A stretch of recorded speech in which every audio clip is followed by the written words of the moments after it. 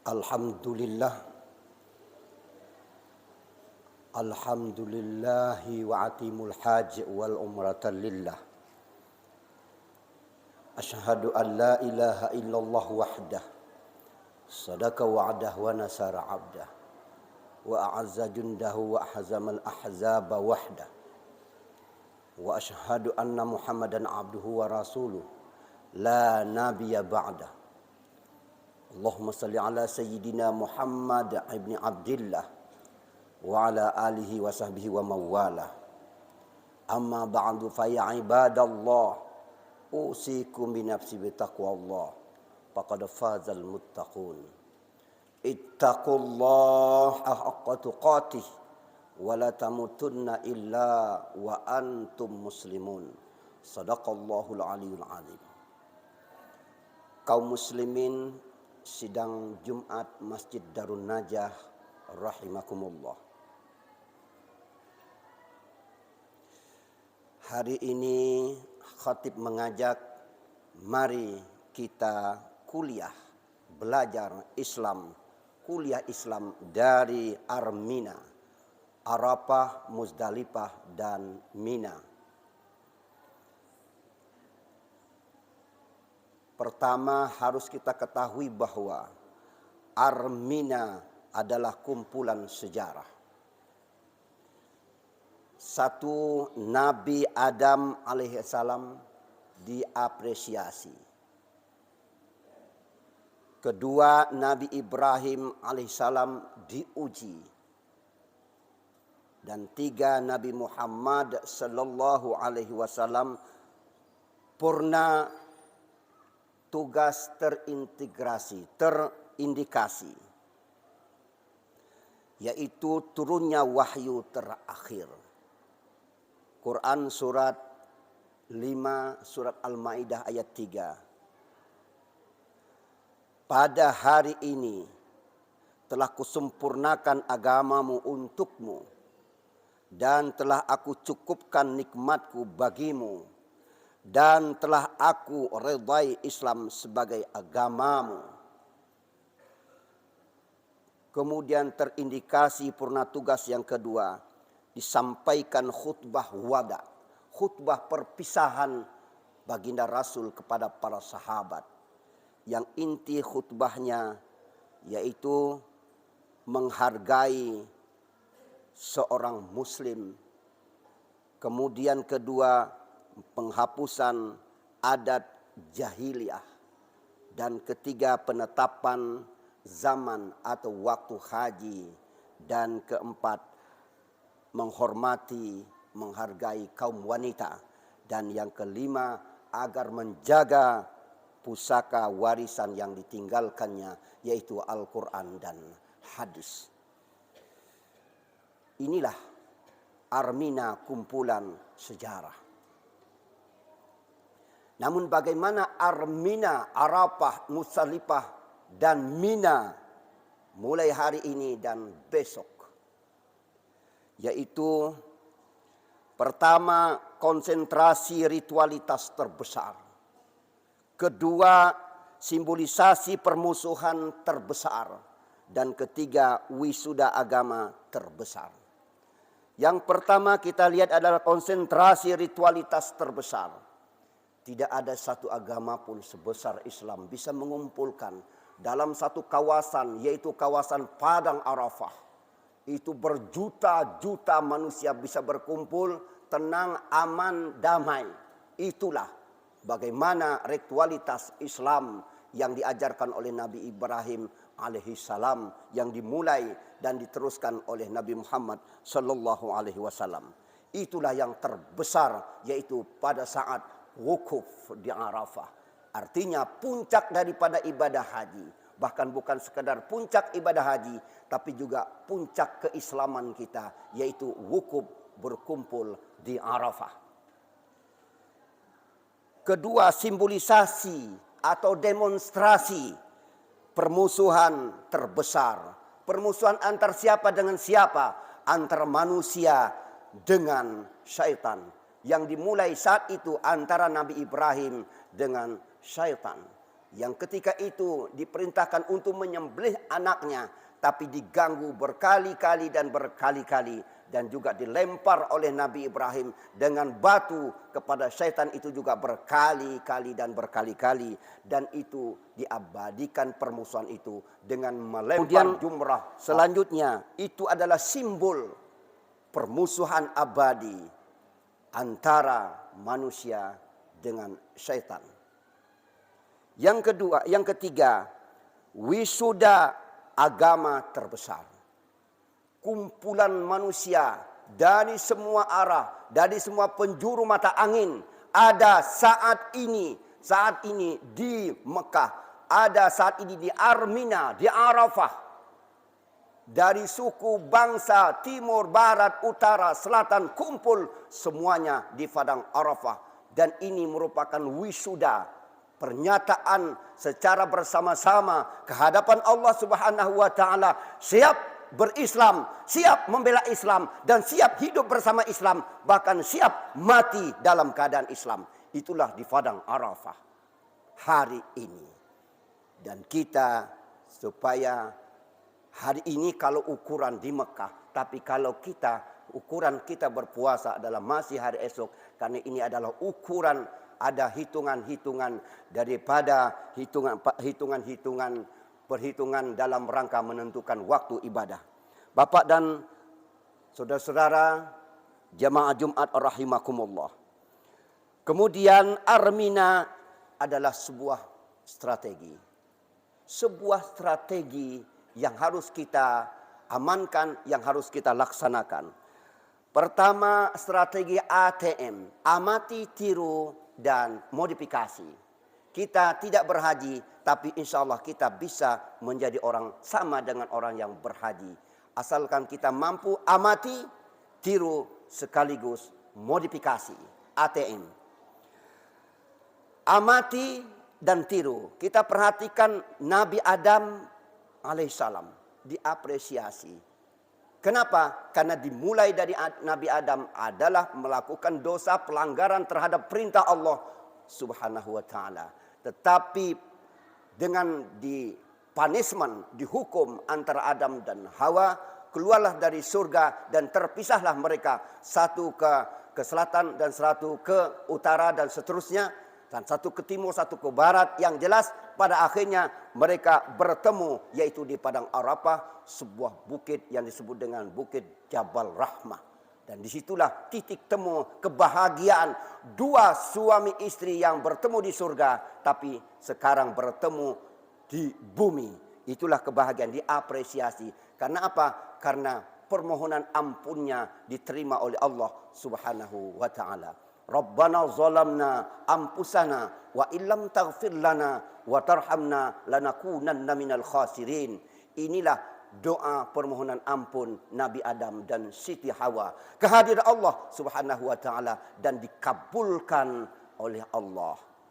Dan kenapa itu dikabulkan? Salah satu syarat dikabulkan oleh Allah karena Nabi Adam dan Siti Hawa tidak komen, langsung memohon ampun, segera memohon ampun kepada Allah. Dan itu dikabulkan Allah. Tidak ditunggu di akhirat, tapi di dunia juga dikabulkan langsung oleh Allah Subhanahu wa taala. Seharusnya kita juga diingatkan oleh Allah di dalam Al-Quran, yaitu di surah 3, surah Ali Imran, ayat 133.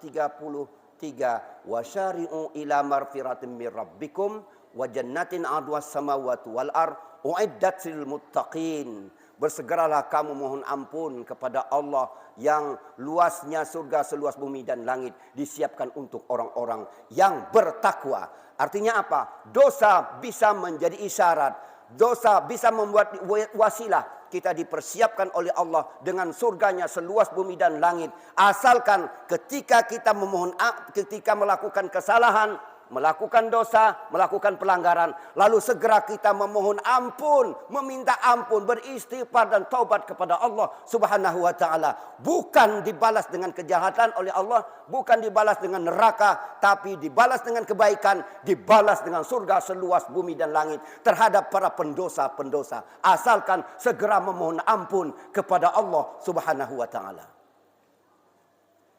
Itu yang bisa kita ambil, tiru dan kita amati dan tiru. Kemudian yang kedua adalah seperti kita lihat Nabi Ibrahim diuji, tapi dilaksanakan. Diuji oleh Allah, yaitu diperintahkan untuk menyembelih anaknya Ismail. Itu diabadikan dalam Al-Quran surat As-Saffat, surat 37 ayat 102. Disuruh menyembelih anaknya Ismail yang baru mulai menganjak dewasa, sudah bisa bekerja dengan dia. Membantu dia berusaha, tapi langsung diperintahkan oleh Allah untuk disembelih. Satu kali diperintahkan, tidak. Dua kali diperintahkan, belum dilaksanakan oleh Ibrahim. Begitu 3 kali diperintahkan lewat mimpi. Ini adalah perintah dari Allah Subhanahu wa taala. Langsung ia berdiskusi kepada anaknya, dan anaknya Ismail menerima tawaran bapaknya dan siap untuk disembelih. Bapaknya menyembelih anaknya dan anaknya disembelih bapaknya. Tetapi karena ini ketaatan kepada Allah dan kesabaran yang kedua-duanya luar biasa, taat dan sabarnya kepada Allah, maka hadiah langsung dari Allah. Ternyata pengorbanan itu bukan didapatkan di akhirat saja, tapi di dunia Allah terberikan karunia kepada keduanya. Satu, ditetapkan sebagai manusia yang paling taat di dunia, Halilullah, yaitu Nabi Ibrahim alaihissalam, dan juga kepada Nabi Ismail alaihissalam, orang-orang yang paling sabar di muka bumi dari para nabi adalah Nabi Ismail alaihissalam. Inilah kemudian berdua ini akan mendapatkan satu reward dari Allah Subhanahu wa taala, yaitu ibadah kurban. Maka ibadah kurban itu pahalanya sama dengan pahala diperintahkan menyembelih seorang manusia. Itu manusia yang paling taat, manusia yang paling takwa, manusia yang paling sabar, Ismail alaihissalam. Lalu disembelih oleh Nabi Ibrahim, tetapi diganti oleh Allah dengan seekor kibas, kambing atau binatang ternak. Artinya pahala tidak dikurangi, sama dengan itu, tapi kita dipindahkan untuk disembelihkan, untuk yaitu hanya binatang ternak. Dan itu bisa kita makan bersama-sama, bisa kita kasih dan fakir miskin, dan seterusnya dan seterusnya. Tapi pahala tidak Allah kurangi sedikit pun. Kaum muslimin sidang Jumat rahimakumullah. Itulah karya besar dari Nabi Ibrahim dan Nabi Ismail sampai sekarang. Bukan hanya karya-karya itu, seluruh pelaksanaan ritualitas haji itu adalah merupakan menapak tilas perbuatan, sikap dan syariat Nabi Ibrahim dan Nabi Ismail alaihissalam. Kemudian yang terakhir kita adalah Armina, yaitu sebuah strategi bagaimana kita A, T, dan M modifikasi. Apa yang harus kita lakukan? Kita tidak ke Mekah, kita tidak ke Madinah, kita tidak ke Arafah, tapi kita ada di Darun Najah, kita ada di Sungai Raya Dalam, kita ada di Pontianak di Indonesia. Tapi bagaimana supaya kita bisa seperti orang yang ada saat ini di Mekah, di Madinah, di Arafah, di Mina. Walaupun kita berada di Sungai Raya Dalam, di Masjid Darun Najah ini, kita bisa mendapat pahala sebagaimana pahalanya mereka itu. Yaitu kita lakukan apa yang dilakukan oleh ritualitas yang dilakukan oleh orang-orang yang saat ini sedang melaksanakan ibadah haji dan umrah. Di saat ini mereka sedang wukuf di Arafah. Nanti setelah ini mereka wukuf di Arafah. Wukuf di Arafah dan kita melaksanakan puasa Arafah. Pahala sama pahalanya di sisi Allah itu digandingkan dengan pahala Arafah, yaitu berpuasa Arafah 1 hari. Kita puasa Arafah insya Allah besok sesuai dengan hitungannya. Kemudian yang kedua, kita melakukan bukan sekedar puasa Arafah, tapi kita mengorbankan, menyembelih binatang ternak untuk kita berikan kepada orang-orang yang tidak berpunya, dan kita nikmati, kita juga boleh memakannya. Itu pahalanya juga sama dengan orang melaksanakan ibadah haji dan umrah. Kemudian kita melakukan sholat Idul Adha, memperbanyak takbir, tahmid dan tahlil. Mereka di sana melempar jumrah Aqabah, mereka melempar jumrah, kita di sini takbir, tahmid dan tahlil. Maka kita insya Allah kita kejar bersama fadilahnya, Allah yang akan memberi. Insya Allah tidak akan Allah kurangi, karena kita tidak berhadir sana bukan karena tidak mau, tapi tidak diberi kesempatan karena memang terbatasnya kota. Insya Allah dengan terbatasnya kota mungkin juga rezeki belum sampai, tapi asal ada niat dan kita lakukan korban di sini dan kita lakukan Idul Adha di sini, dan kita melakukan puasa di sini, insya Allah kita akan mendapatkan porsi yang sama di sisi Allah Subhanahu wa taala. Di dalam Al-Qur'an surah Yasin surah 36 ayat 12, Allah memberikan gambaran, inna nahnu nuhyil mauta wa naktubu ma qaddamu wa asarahum wa kulla syai'in ahsaynahu fi imamin mubin. Sesungguhnya kamilah yang menghidupkan kamu setelah matinya, dan kami yang mencatat apa yang kamu buat, dan kami yang mencatat bekas-bekas yang kamu buat, dan kami simpan di tempat yang kokoh, yaitu Lauhul Mahfuz. Di sini modifikasi kita, ternyata Allah Subhanahu wa taala sedang menawarkan, mengiklankan kepada kita semua bagaimana kita dalam rangka mentauhidkan Allah, mengagamakan Islam ini.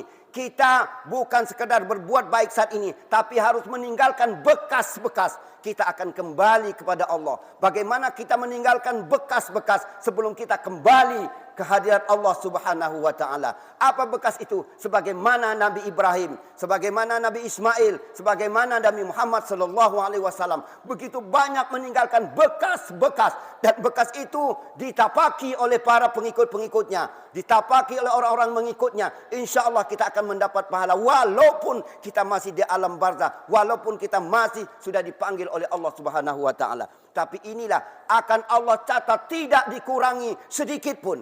Maka saat ini kita berbuat baik sebanyak-banyaknya, membangun masjid. Selama masjid itu dipakai, maka catatan seluruh amal kita akan dikirimkan untuk menambah catatan amal kita. Kita membangun jalan, membangun madrasah, membangun TPA, mendidik anak, berbakti kepada orang tua, dan seluruh perbuatan-perbuatan kita asarahum, ada bekas-bekasnya, dan bekas itu tidak akan Allah hilangkan sedikit pun, dan akan dicatat. Sesungguhnya saat ini kita berkesempatan membuat bekas-bekas itu asarahum. Sayang kalau umur kita dibuang percuma tanpa ada bekas sedikit pun. Semoga Allah memberikan bimbingan dan pimpinan kepada kita semua, walaupun kita tidak berhaji dan umrah saat ini, tapi nilai haji dan umrah ada di sini, ada bersama kita. Amin Allah, amin ya rabbal alamin.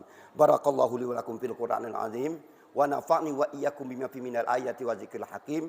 Aqulu qawli hadza wa astaghfirullahal azim li wa lakum wa lisairil muslimina wal muslimat wal mu'minina wal mu'minat fastaghfiru innahu huwar ghafurur rahim.